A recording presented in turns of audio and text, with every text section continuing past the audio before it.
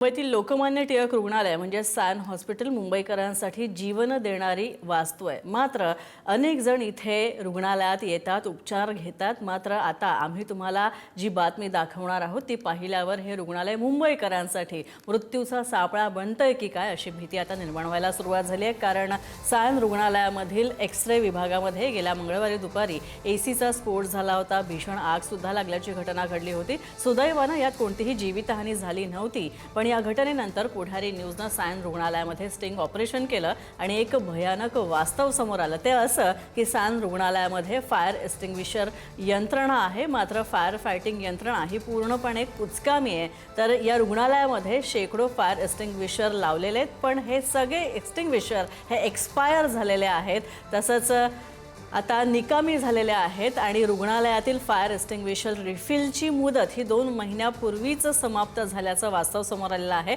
आगीचा प्रसंग उद्भवला तर हलगर्जीपणा हजारो लोकांच्या जीवावर बेतू शकतो, कारण तेव्हा ही एक्सटिंग्विशर लावलेली असून सुद्धा ती आग विझवू शकणार नाहीत, कारण ती एक्सपायर झालेली आहेत आणि त्यामुळे प्रत्येक फायर एक्सटिंग्विशर लावलेल्या स्टिकरवर सुद्धा ते रिफिल झालं नसल्याचं स्पष्ट झालेलं आहे। पुढारी न्यूजच्या बातमीची मुंबई महानगरपालिकेतील विरोधी पक्षनेत्या किशोरी पेडणेकर यांनी देखील दखल घेतली आणि सॅन हॉस्पिटलमध्ये फायर एक्सटिंग्विशरची किशोरी पेडणेकर यांनी पाहणी केली। पुढारी न्यूजच्या बातमीनंतर किशोरी पेडणेकर यांनी सॅन हॉस्पिटलला भेट दिली आणि तिथं तातडीनं धाव घेतली। सॅन रुग्णालयातील प्रशासनाची पेडणेकरांकडून चांगलीच झाडाझडती घेण्यात आली।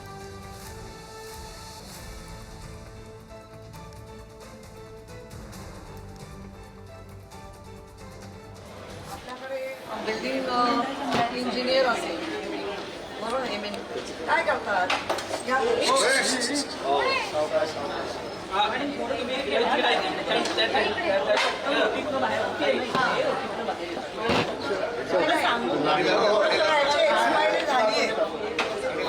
एक्सपायरी झाली छोटी लागली, प्राथमिक आहे।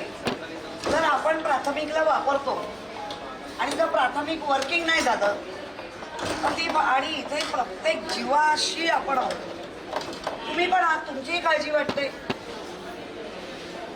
त्यामुळे ह्या गोष्टी छोट्या जरी असल्या या फार मोठ्या आहेत, लक्ष दे। मग तुमचं MND डिपार्टमेंट करतो काय आहे, त्याच्यावरती चीफ कोण आहे ते मला सांगा, प्रमुख कोण आहे? मिसेस त्या फिरतात की नाही, बघतात की नाही, मग त्यांच्या अंडर दुसरं कोण? तारखेला दुपारी 12:30 वाजता पुढारी न्यूजवरती मुंबईच्या लोकमान्य टिळक रुग्णालयातलं म्हणजे सॅन हॉस्पिटलचं धक्कादायक आणि मुंबईकरांच्या जीवाशी खेळणारं वास्तव आम्ही दाखवलं आणि बरोबर 1:15 म्हणजे बातमी दाखवली तर पाऊण तासात त्याची दखल घेतली गेली। मुंबई महानगरपालिकेच्या विरोधी पक्षनेत्या किशोरीताई पेडणेकर या सॅन रुग्णालयात आला आणि पुढारी न्यूजनी जी बातमी दाखवली होती त्याच्यावरती जी आहे ते गांभीर्यानं ती बातमी होती, ती बातमीची दखल जी घेतली गेली। आपल्या किशोरीताई पुढारी न्यूजवर एक बातमी दाखवली, काही दिवसांनी सॅन हॉस्पिटल आग लागली होती, फायर एक्सटिंग्विशरलाच इमर्जन्सी वॉर्डमध्ये ॲडमिट करावं लागतंय की काय अशी परिस्थिती आहे। तुम्ही आलात, तुम्हाला काय दिसलं? मुळामध्ये या गोष्टी फायर सेक्शन जे इथले इंजिनियर असणार आणि फायरचे जे ऑफिसर असे सगळ्यांना अपॉइंट केलेले आहेत, CFOचं ह्याच्याकडे लक्ष आहे का? इमारतीच्या फायली फक्त सँक्शन करण्यासाठी हे फायरवाले आहेत का? हे हॉस्पिटलमधलं संच आहे आणि हा जो संच ज्या वेळेला अचानक छोट्या ह्याच्यामध्ये आग लागली तिचं मोठ्यामध्ये रूपांतर होतं आणि आज आपण पाहिलं आहे एकेका ठिकाणी 200, 250, 300 लोक उपस्थित आहेत, मग ते कुठलाही वॉर्ड असो, OPD असो, आणि जर आग लागल्यानंतर त्वरित विझवण्यासाठी जे संच लावले गेले या संचाची तारीख मी ते सांगतो, तारीख दाखवा, पुढारी न्यूजवरती बातमी दाखवली 28/2/2025 आहे। एक्सपायरी कधी आहे तर 27/2/2026, 27/2 हां 27/2/2026 म्हणजे फेब्रुवारीत हे बदलायला पाहिजे होतं।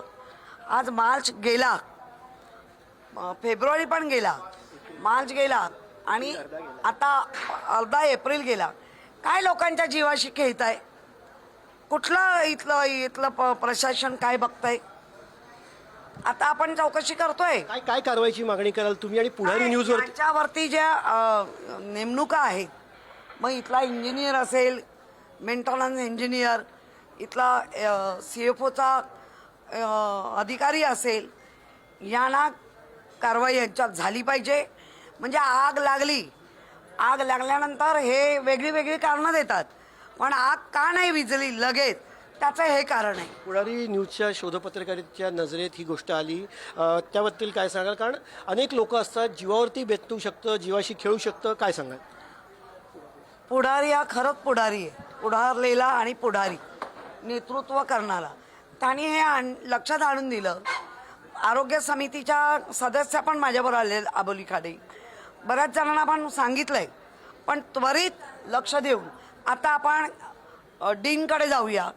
डीनना विचारूया ना, तुमच्या कार्यपद्धती नक्की कशा आहेत, कोण इथे बघतंय, काय बघतंय, या सगळ्या गोष्टीचे आपण त्यांच्याकडे उत्तर घेऊया. आता आपण डीनची भेट घेणार आहोत. किशोरी पेडणेकर महानगरपालिकेच्या विरोधी पक्षनेते आहेत. पुढारी न्यूजनी बातमी दाखवल्यानंतर किशोरी पेडणेकर त्वरित दखल घेतली आणि रुग्णालयात जे पेशंटशी, मुंबईकरांच्या जीवाशी खेळलं जाऊ शकतं अशी वातावरण जे आहे ते निर्माण झालं आहे, त्याच्यावरती तिने ॲक्शन घेऊन कारवाईची मागणी केलेली आहे.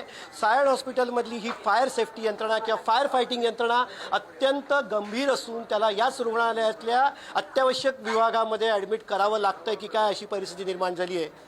कॅमेरामॅन नागेश धोत्रे आणि स्नेहल चव्हाणसह पंकज दळवी, पुढारी न्यूज, मुंबई.